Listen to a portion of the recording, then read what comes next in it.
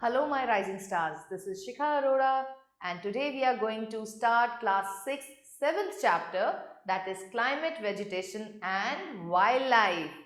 So let's get started. In this chapter, बच्चों, we are going to study about factors affecting climate, the seasons, natural vegetation, conservation of forest, and wildlife. तो इस chapter को शुरू करने से पहले हमें ये पता करना पड़ेगा कि what is climate and what is weather. Weather और क्लाइमेट में क्या डिफरेंस होता है। नाउ आपने कहा कि आज कितना अच्छा दिन है, today is such a nice sunny day और today is such a cool day. तो आप किस चीज के बारे में बात कर रहे हैं? You are talking about the weather conditions, क्योंकि आज तो आपका दिन बहुत अच्छा है, टुडे सच कितनी अच्छी विंड ब्लो कर रही है, लेकिन next day the climate is very the weather is very hot and humid. तो हम क्या कहते हैं, आज तो बहुत ही गर्मी है। तो जो हम आज के टेम्परेचर की बात कर रहे हैं, आज के क्लाइमेट की बात कर रहे हैं, that is refer to as weather. So जो डे टू डे चेंजेस आ रहे हैं, that is refer to as weather. And climate, climate क्या होता है? Climate is the change of the weather for a very long period of time. जैसे आप summers हैं, समर्स में हम क्या फील करते हैं? हॉट, ह्यूमिड, लू चल रही है। तो ऐसे में हम बोलते हैं कि नॉर्थ इंडिया का क्लाइमेट जो है, जो हाँ हम रह रहे हैं, नॉर्थ में रह रहे हैं, तो वहां का क्लाइमेट कैसा है? समर्स में गर्म है, हॉट है। सो this is the basic difference. Climate is for a long period of time, whereas the weather is the day to day change in the conditions of the weather. Climate refers to the total weather conditions and variations over a large area for a long period of time. तो weather, हम अगर बात करें मेरठ की, तो हम कहेंगे कि आज का वेदर तो बहुत गर्म है, लेकिन वहीं अगर कोई दिल्ली में बैठा होगा तो दिल्ली में वो कहेगा नहीं, वेदर तो कूल है आज का, यहाँ तो विंड ब्लो कर रही है।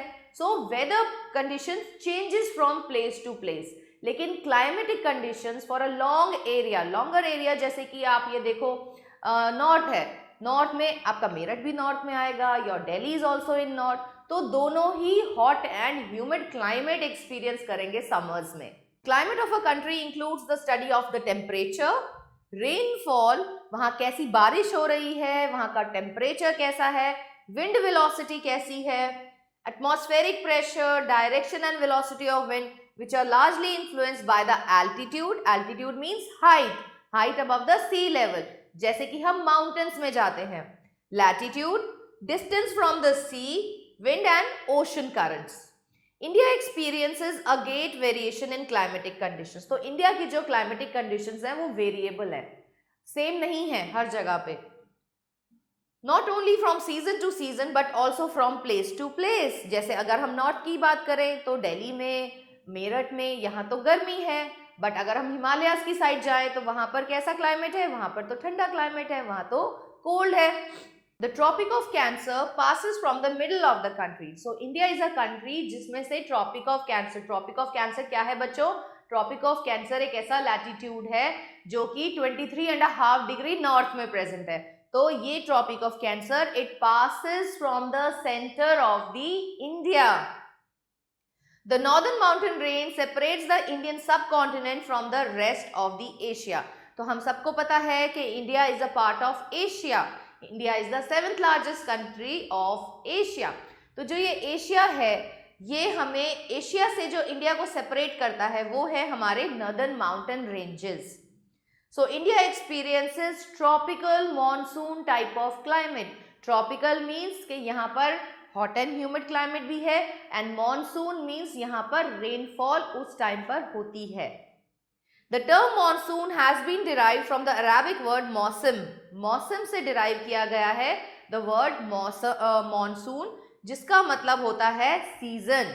सो monsoons are the seasonal winds. ये सीजन पे डिपेंड करते हैं मॉनसून्स। अब आप ये देखो, पहले आपके कंट्री में पहले आप क्या एक्सपीरियंस करते हो? यू एक्सपीरियंस समर सीजन, और समर सीजन के बाद आप क्या कहते हो कि अब तो रेनफॉल आएगी, दैट मीन्स मॉनसून स्टार्ट हो जाएंगे। So we experience monsoons. They blow from sea to land during the summers. तो सी से भाई क्या होता है कि जब मॉनसून्स का टाइम होता है तो जो कोल्ड विंड फ्रॉम सी होती है वो लैंड की तरफ आती है, तो मौसम में चेंज आ जाता है। And from land to sea during the winter season. Factors influencing the climatic condition, तो सबसे पहले तो ट्रॉपिक ऑफ कैंसर ही है हमारा। ट्रॉपिक ऑफ कैंसर बिल्कुल सेंटर से पास होता है, तो ट्रॉपिक ऑफ कैंसर के पास हमारे ट्रॉपिकल जोन्स आ रहे थे, तो ट्रॉपिकल क्लाइमेट होता है हमारे इंडिया का। Tropic of Cancer passes through the middle of the country. The southern part belongs to the tropical zone and the northern part belongs to subtropical zone. तो यहाँ का क्लाइमेट जो है वो ट्रॉपिकल जोन गवर्न करता है। The Himalayan mountains do not permit the cold winds coming from the Central Asia to enter India. Thus, whole country experiences high temperature.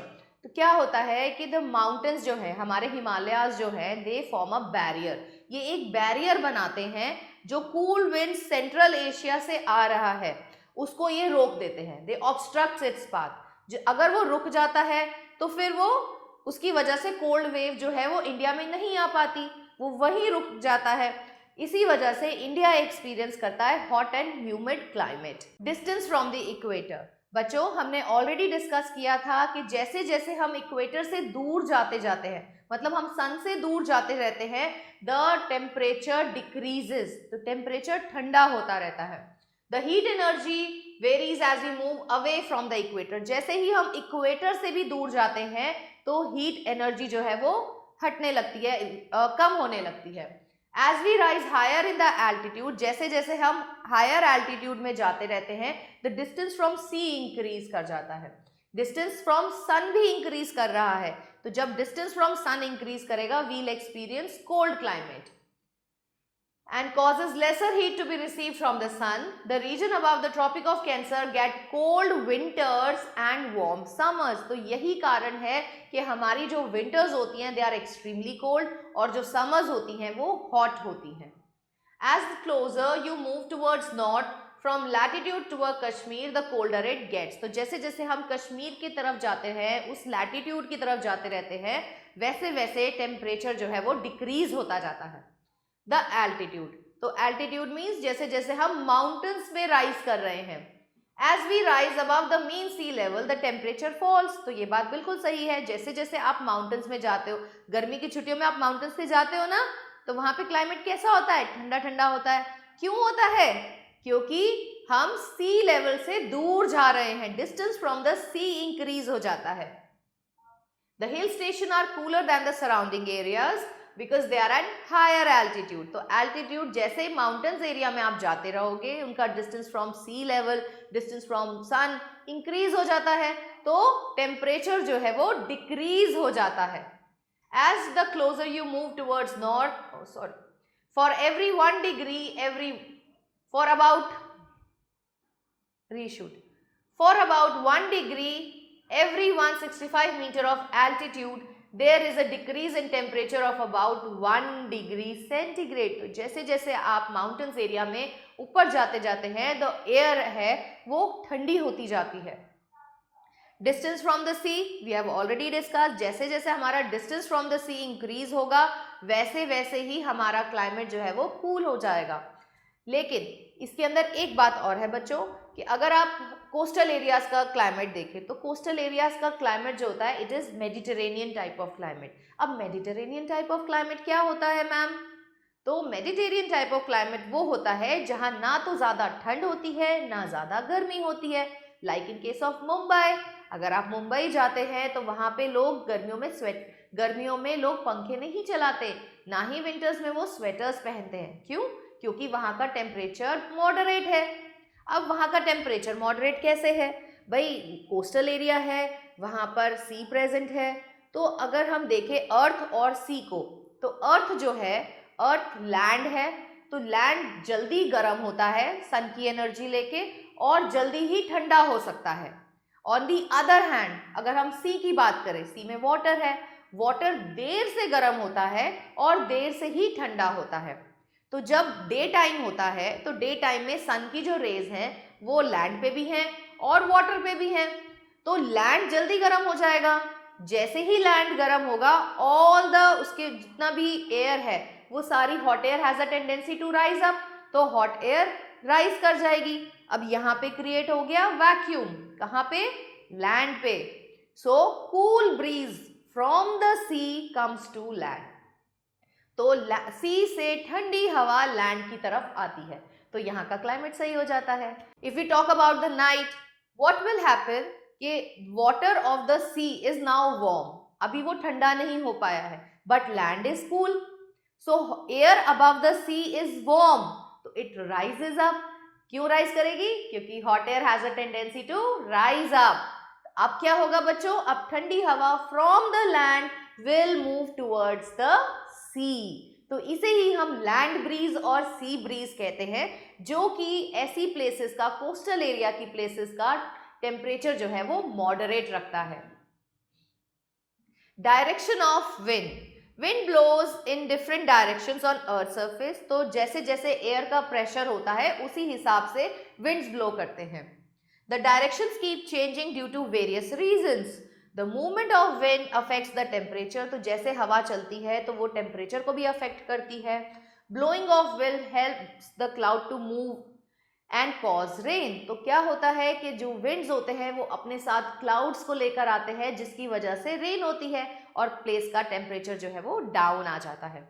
Earth surface and direction of mountains, open land allows the wind to pass through without any obstruction, भाई जहां पर कोई obstruction नहीं है, या तो बहुत सारे पेड़ पौधे हों या माउंटेन्स हो, वही तो विंड्स को रोक सकते हैं। तो जब अगर ओपन एरिया होगा तो विंड्स के पास तो बहुत ईजी है कि वो ब्लो कर सकते हैं, वो टॉप लेयर ऑफ सॉइल को तक रिमूव कर सकते हैं। The mountains in the northeastern part of the country trap the winds as a hill block them from three sides, तो जो हमारे हिमालयाज हैं they act as a barrier, वो बैरियर बन जाते हैं ऐसे विंड्स के लिए और उनको वहीं रोक लेते हैं। द सीजन्स, तो India experience all the 4 seasons, winter seasons भी है यहाँ पर समर सीजन भी है, स्प्रिंग भी है, and then you have autumn season also here. So let's study about that. तो विंटर सीजन में बच्चों ये कब शुरू होता है? यू ऑल नो, हम इंडिया में रहते हैं, हम सबको पता है विंटर सीजन कब से शुरू होता है। It starts from December and ends till February. The average minimum temperature ranges from 22 degrees centigrade in south and 10 degrees centigrade in northern plains. In higher mountains there is snowfall in many regions. तो जैसे कश्मीर हो गया या आपके शिमला हो गया, मसूरी हो गया, तो वहाँ पर क्या होती है बच्चों? हैवी स्नोफॉल होती है, क्योंकि विंटर्स में जो टेम्परेचर है वो बहुत डाउन आ जाता है। Then we have summer season, summer season तो अभी भी है, तो इट स्टार्ट्स फ्रॉम अप्रैल से जून तक रहता है हमारा समर सीजन इन इंडिया, और इस टाइम पे टेम्परेचर जो है वो मैक्सिमम 50 डिग्री तक भी रीच कर जाता है। सो आप सोच सकते हो कि 50 डिग्री टेम्परेचर कितना ज़्यादा है। हमारा जो बॉडी टेम्परेचर होता है दैट इज 37 डिग्री सेंटीग्रेड, और 50 डिग्री तक तो हमारी बॉडी इतना टेम्परेचर झेल नहीं पाती है। The temperature rises above 50 degree, hot, dry and dusty winds blow. तो आपको पता है नॉर्थ में जो hot dry seasonal winds blow करते हैं उनको बोला जाता है लू। इसीलिए तो सब कहते हैं गर्मियों में छुट्टियां पड़ जाती हैं, क्योंकि लू चल रही होती है। In summer days are longer than nights, तो समर्स में डेज जो होते हैं वो लॉन्गर हो जाते हैं, नाइट्स जो होती हैं वो शॉर्ट हो जाती हैं, और इसका सेम उल्टा विंटर्स में होता है, days are short and nights are longer. Rainy seasons of monsoon, तो this season begins in the month of June, जून में स्टार्ट होता है and it ends till September तक चलता है। The monsoon winds carry moisture and bring heavy rainfall in India after being obstructed by the mountains in the north. तो जो ये monsoon winds हैं ये ही अपने साथ रेनफॉल भी लेकर आते हैं, जिसकी वजह से टेम्परेचर में एक डिक्रीज महसूस किया जाता है। तो क्योंकि ये माउंटेन्स एरिया को क्रॉस कर आते हैं, इसीलिए इन्हें एडवांसिंग विंड्स भी कहा जाता है या एडवांसिंग मॉनसून्स भी कहते हैं। During this time the atmospheric pressure is high that the monsoon winds get attracted towards Indian Ocean from northeast. They enter India from the southwest and are known as southwest monsoon winds. The time of changing temperature from cold to warm leads to short spring season. तो जब हमारा temperature, जब हमारा summers winters में change हो रहा होता है, उससे पहले आता है स्प्रिंग सीजन। स्प्रिंग सीजन तो सबको ही पसंद है, जब सारे फ्लावर्स ब्लूम करते हैं। तो रिट्रीटिंग मॉनसून्स ऑटम सीजन, तो अब जो मॉनसून, एडवांसिंग मॉनसून जो इंडिया में एंटर करता है, जो बारिशें लेकर आता है, अब उसको वापस भी तो जाना है। तो उसके वापस जाने की वजह से ड्राई विंड्स ब्लो करते हैं।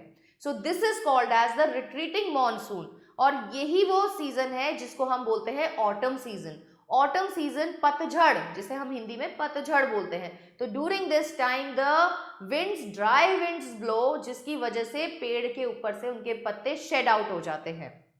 The retreating monsoon starts in October and stretches till December. Around September, with the sun fast retreating south, the northern landmass of Indian subcontinent begins to cool off rapidly. With the air pressure begins to build over northern India, तो North India पे एक air pressure develop हो जाता है. The Indian Ocean and its surrounding atmosphere still holds its heat. This causes cold winds to sweep towards the vast expanse of Indian Ocean south of the Deccan peninsula. तो इसकी वजह से अब क्या हो रहा है कि गर्मी जो है वो चेंज होने लगती है सर्दियों में। This is known as north east monsoons. तो यहाँ पर हम इनको बोल रहे थे साउथ वेस्ट मॉनसून्स, और इनको जो रिट्रीटिंग मॉनसून्स होते हैं उनको बोला जाता है नॉर्थ ईस्ट मॉनसून्स और the retreating monsoon. The wind blowing from south from the eastern region gather moisture. The winds blowing south from the eastern region gather moisture from Bay of Bengal and then bring rain in Andhra Pradesh and Tamil Nadu as well as part of Karnataka and Kerala। तो यहाँ पर इस time पर eastern parts में बारिशें होती हैं। Dras in Jammu and Kashmir it's considered to be the coldest place। तो अब आपको पता चल गया कि कौन सी coldest place है, जम्मू एंड कश्मीर में है, that is called as Dras। And Churu in Rajasthan is the hottest place in India। तो हमारी कोल्डेस्ट प्लेस द्रास है जो कि जम्मू एंड कश्मीर में है, और Churu Rajasthan is the hottest place. Mawsynram in Meghalaya is considered to the place with maximum rainfall. तो India में सबसे ज्यादा रेनफॉल चेरापूंजी में होती है, which is in Mawsynram. Now let us study about the natural vegetation। तो you all know that India has a very rich variety of flora and fauna। तो यहाँ पर different variety of plants मिलते हैं। तो let us see कि वो climate के ऊपर कैसे depend है। India has high level of forest cover due to good soil, क्योंकि यहाँ का soil बहुत अच्छा है। Favorable climatic conditions बहुत अच्छी हैं। Plants of different variety grow on Indian soil। You have seen the various type of landforms। अब यहाँ पर क्या चीज है जो हमारी नेचुरल वेजिटेशन को फेवर करती है, वो है हमारे लैंडफॉर्म्स, यहाँ का टेम्परेचर, विंड वेलोसिटी, यहाँ के amount of rainfall in different region. All these three factors affect the plant growth in a particular area. तो नेचुरल वेजिटेशन के अंदर हम बच्चों पढ़ेंगे ग्रासेस के बारे में, श्रब्स के बारे में, ट्रीज के बारे में जो अपने आप से ग्रो करते हैं विदाउट ह्यूमन इंटरवेंशन और केयर। तो इनके लिए, इनको ग्रो करने के लिए ह्यूमन एक्टिविटी की जरूरत नहीं होती, ये अपने आप से ही ग्रो हो जाते हैं। India has a vast variety of plants growing in different terrains form. अगर आपके घर के आसपास कहीं पे भी कच्ची जमीन है तो आप वहाँ पे क्या देखते हो कि वहाँ पे अपने आप से घास उगाती है, अपने आप से छोटे छोटे पौधे उगाते हैं। So these are all the natural vegetation जो अपने आप हो जाती है without human activity. Based on the variation of the amount and distribution of rainfall in India, the forest can be classified into 5 types। तो पहली है हमारी tropical rain forest, then we have tropical deciduous forest, thorny bushes, mountain vegetation and lastly mangrove forest। तो अब हम इनकी details पढ़ते हैं। Tropical rain forest, tropical rain forest को हम एवरग्रीन फॉरेस्ट भी कहते हैं क्योंकि यहाँ पर जो रेनफॉल होती है वो बहुत अच्छे अमाउंट में होती है। It is around 200 centimetre. तो इतनी रेनफॉल होने की वजह से ये जो एरिया है ये हॉट एंड ह्यूमिड होता है। यहाँ पर बहुत लंबे लंबे पेड़ आ जाते हैं जिसकी वजह से सनलाइट जो है बिल्कुल ज़मीन तक नहीं पहुँच पाती है। सो ये जो फॉरेस्ट है ये फॉरेस्ट हमेशा हरी रहती है। इनका जो फॉलिएज है वो हमेशा ग्रीन ही बना रहता है। तो ये हमें कहाँ मिलती हैं? The main regions are the rainy parts of the western Ghat, the island groups of Andaman and Nicobar, wetter parts of Assam, Meghalaya, West Bengal and Orissa. और यहाँ पर जो मेन ट्री की वेराइटीज हैं वो हैं एबनी, मोहोगनी, रोजवुड, और ये सारी ही हार्डवुड ट्रीज है। तो यहाँ पर हमें बहुत ऊंचे ऊंचे लंबे लंबे पेड़ मिल जाते हैं जो कि नीचे ग्राउंड तक सन की रेस को नहीं पहुंचने देते। Then we have tropical deciduous forest. As the name indicate deciduous, deciduous का मतलब होता है जो अपने जिनके पत्ते झड़ जाते हैं। तो ट्रॉपिकल होने की वजह से यहाँ पर एनुअल रेनफॉल जो है वो है 100 to 200 सेंटीमीटर। तो रेनफॉल का अमाउंट तो बहुत अच्छा है। तो क्या होता है कि सीजन के किसी भी टाइम पे कुछ पेड़ अपने पत्ते शेड ऑफ कर देते हैं, कहीं से कहीं कोई और पेड़ जो है वो अपने पत्ते शेड आउट कर देता है। लेकिन जब हम इस फॉरेस्ट को एज अ होल देखते हैं तो ये हमें हमेशा ग्रीन ही दिखाई देती है।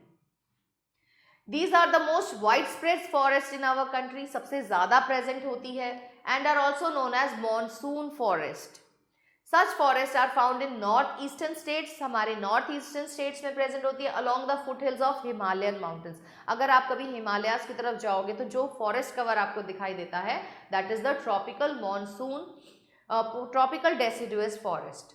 Along the eastern slopes of Western Ghats, parts of Jharkhand, Madhya Pradesh, Odisha and Chhattisgarh. These areas experience a long dry season. Therefore, most of the trees shed their leaves in the summer for about 6 to 8 weeks. तो trees जो हैं अपनी leaves को वो shed off कर देते हैं. All the trees do not shed their leaves at the same time. सारे पेड़ जो है एक ही टाइम पे अपने पत्ते नहीं shed off करते, तो जिसकी वजह से ये forest हमें green ही लगती है. Thus, deciduous forests do not appear barren at any time of the year. The trees have high commercial value, especially teak and sal. तो यहाँ पर जो पेड़ मिलते हैं वो है teak and sal, जो कि बहुत ही commercially important है. Other commercial important trees are bamboo, sesame. Sesame के तो हम घर में दरवाजे बनवाते हैं. Sandalwood, sandalwood मतलब चंदन. Mahua, khair, simul and rosewood. Nowadays, efforts are being made to increase land under the monsoon forest in India. क्यों? क्योंकि यहाँ पर हमारे सारे कमर्शियल पेड़ उगते हैं जो कि कमर्शियली वेरी इंपॉर्टेंट है, हमारी ट्रेड के लिए इंपॉर्टेंट है, एवरीथिंग उनके ऊपर हमारी इकोनॉमी डिपेंड करती है। इसीलिए गवर्नमेंट ये चाहती है कि ऐसे पेड़ ज़्यादा उगाए जाए। Then we have thorny bushes. ना थॉर्नी बुशेस बच्चों ये ऐसे क्लाइमेट में मिलेंगी जहाँ पर रेनफॉल कम होगी, जहाँ का क्लाइमेट हॉट होगा, ड्राई होगा, जैसे कि Rajasthan area.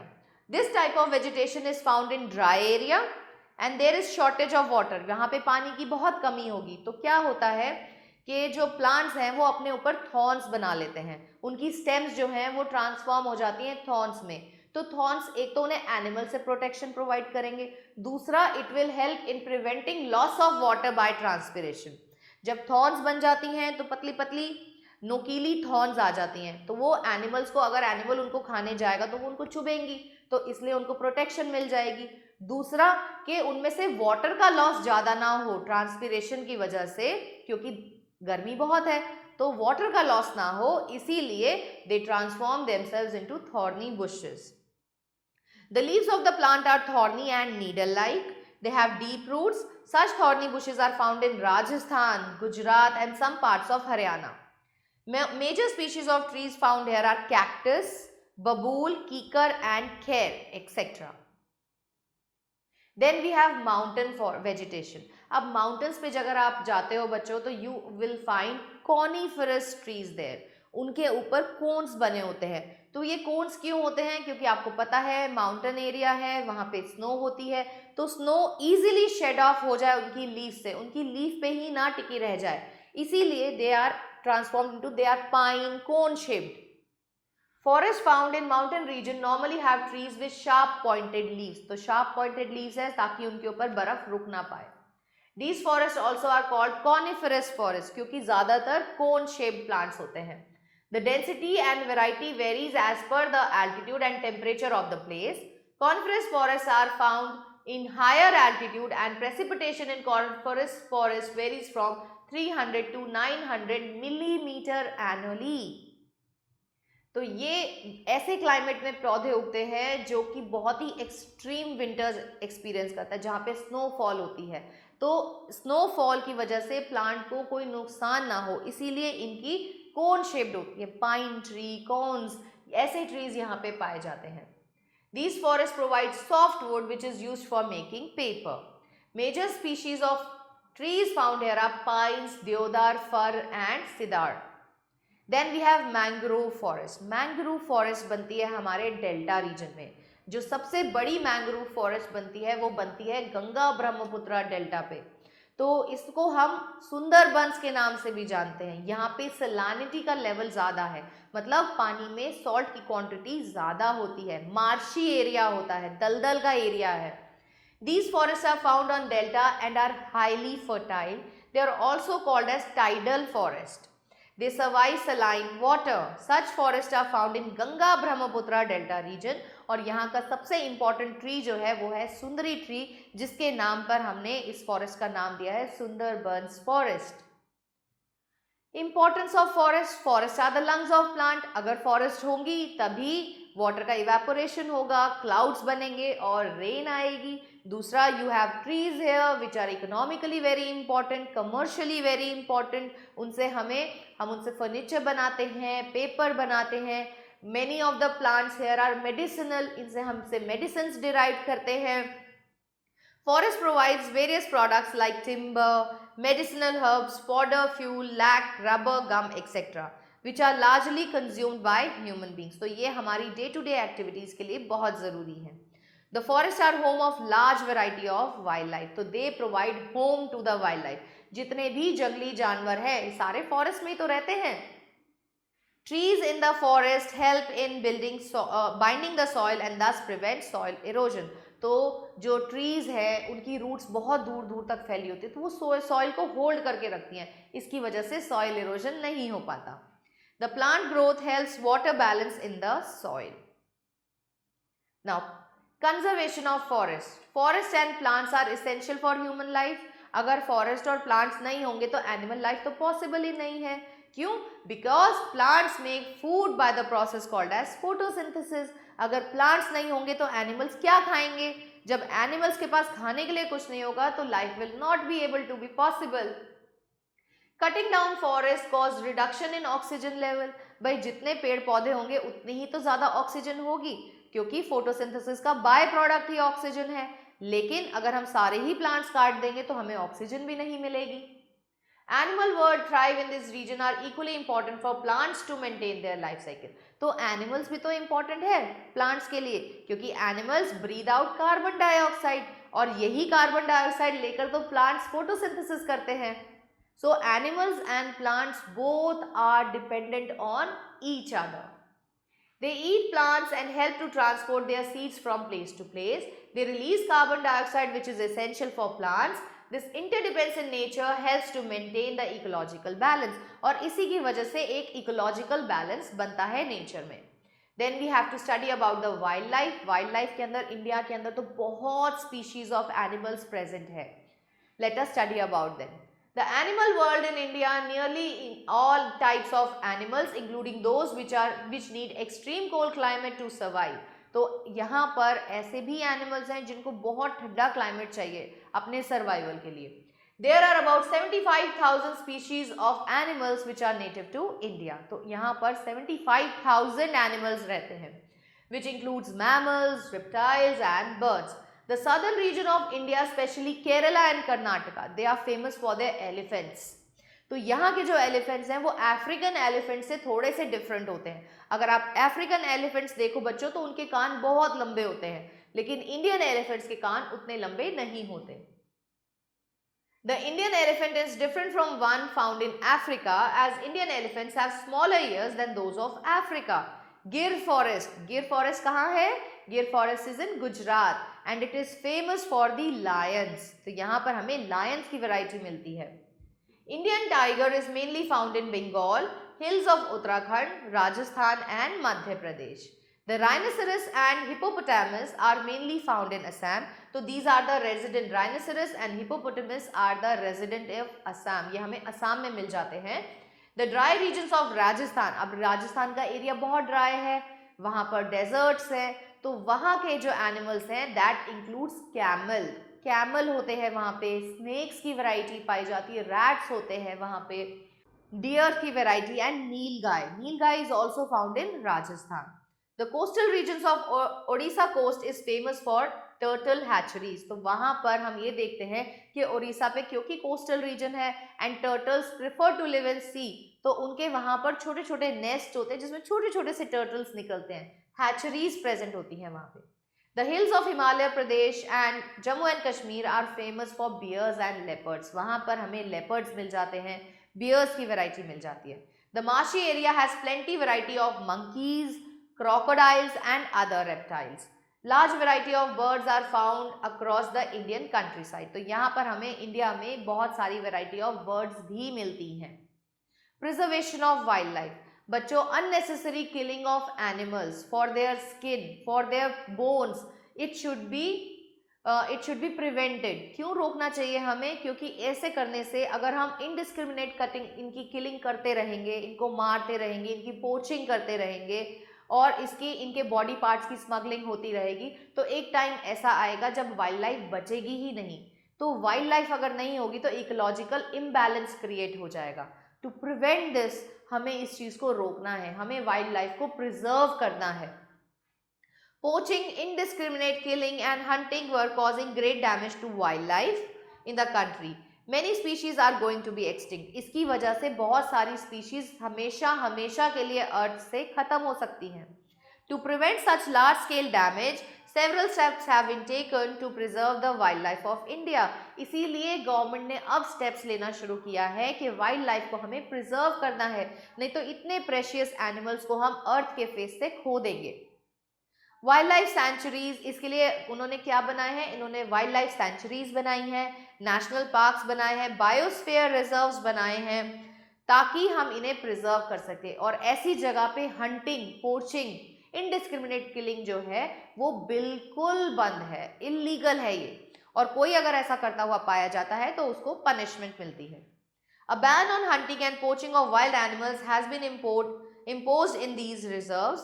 Some animals have been declared as protective species. तो कुछ एनिमल जिनकी बहुत ही कम नंबर्स रह गए हैं उनको कंट्री ने, उनको गवर्नमेंट ने कहा है कि ये रिजर्व्ड है, मतलब इनको बिल्कुल नहीं छेड़ा जाएगा, इनको इनकी नेचुरल पॉपुलेशन इंक्रीज करने का टाइम दिया जाएगा। Many wildlife weeks are observed to spread awareness about wildlife environment and vegetation protection. और इसी का एक बहुत इंपॉर्टेंट रूप है वन महोत्सव। वन महोत्सव मीन्स पेड़ों का महोत्सव।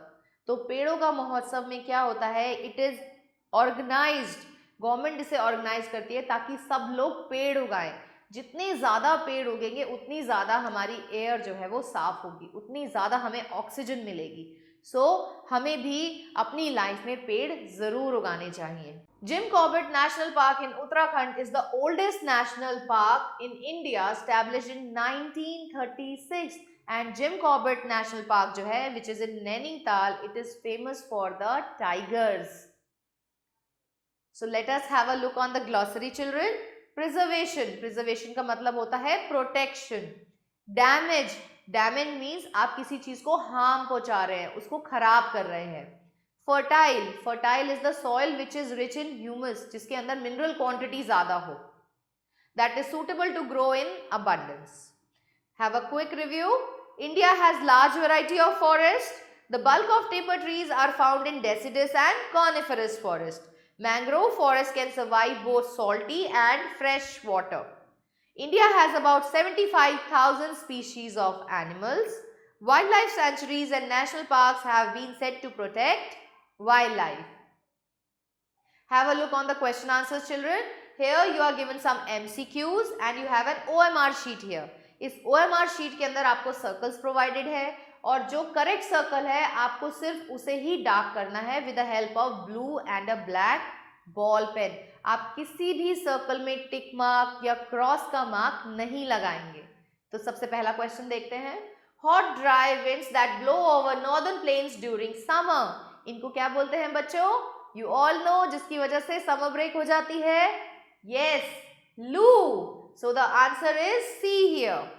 The place that receives maximum rainfall, it's Mawsynram. So the answer is D here. Monsoons, monsoons को हम और क्या बोलते हैं? इनको हम बोलते हैं सीजनल विंड्स।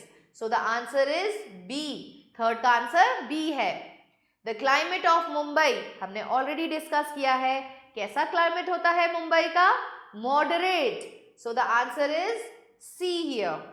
वन महोत्सव इज ऑर्गेनाइज्ड टू प्रोटेक्ट किसको? वन का मतलब होता है पेड़.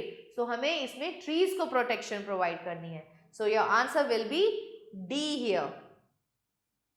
Let's see the fill in the blanks. One horn rhinoceros are found in, कहाँ मिलता है बच्चों? It is found in, yes, you all know the answer, I know it. So the answer is Assam. Hot and dry summer breeze called Loo is common in northern India. Mangroves forests survive in saline water.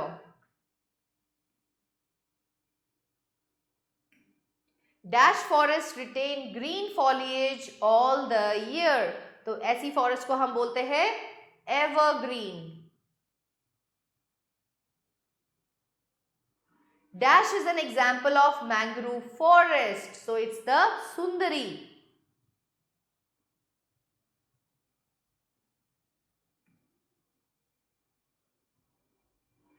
Say if the given statement is T for true or F for false. The earth's surface gets warm faster and cool faster as compared to that of oceans. Yes, it is true. Hot and dry summer breeze called Loo is common in northern India. Yes, again true. Rainforests retain green foliage all the year around. ये भी सही है. So it is again true. Leaves of tropical evergreen forests are pointed. No, so this is false. Mangroves forests survive in saline water. Yes, again they can survive in saline water. So the answer is true. Let's see the question answers, children. Write down two features of each tropical evergreen and tropical deciduous forest. Tropical evergreen forests receive good amount of rainfall. So the trees variety are very high. They are not able to receive the sunlight on their ground. तो यहाँ पे जो क्या plants उगते हैं, ebony, फर, इस type से plants आते हैं. Then we have tropical deciduous forest. यहाँ का जो रेनफॉल अमाउंट है वो है लेस देन 200 सेंटीमीटर्स. यहाँ पे the trees shed of their leaves in some time of the year which continues for about 6 to 8 weeks. Why forests are important for us? Forests are very important for us. They give us medicinal plants. They give us rubber, timber, lac and wood for furniture. Then they are lungs of air. मतलब वो हमें purification देते हैं, हमें air को purify करके देते हैं. They help in maintaining water cycle. They hold the soil firmly. What is the role of climate in the growth of vegetation? Vegetation always depends upon the climate. वहाँ का temperature, the amount of rainfall, wind velocity, all they determines the type of vegetation. What is significance of wildlife for us? Wildlife is very important for us because they are the one which are help in maintaining the ecological balance. They are giving out carbon dioxide so that the plants can make food and can give oxygen. They also help in dispersal of seeds from one place to the another. What is retreating monsoon? Retreating monsoon is the going away of monsoon. जो monsoons आए हैं उनका वापस जाना towards the northeast direction. It is called as retreating monsoon. How does this affect the climate of the country? It helps in making the climate of the country cool. So it comes near around the month of October when the cool winds start blowing towards the north so that they can experience their winter season. With this, we have come to the end of this chapter. Hope you have understood this chapter, children. Let's meet in the next chapter. Thank you.